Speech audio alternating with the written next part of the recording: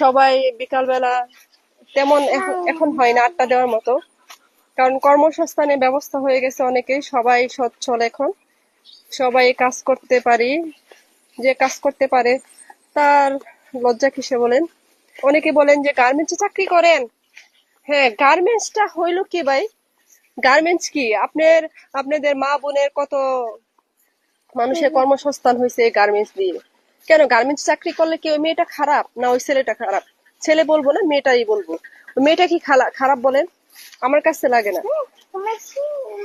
এই গার্মেন্টস আছে বিদায়, এই বিভিন্ন কর্মসংস্থানের ব্যবস্থা হয়েছে বিদায় আমাদের বাংলাদেশে মেয়েরা একটু আপনাদের পাশে দাঁড়াইতেছে। হ্যাঁ, মুখ বেছা নিজের শরীরে টাকায় মুখ দেখায়া কি টাকা ইনকাম করতে হবে? ভাইরে, কেন এত টাকা ইনকাম করতে হবে কেন? আমরা কি সবাই টাকার পাগল? টাকা ইনকাম করতে হবে বলেন?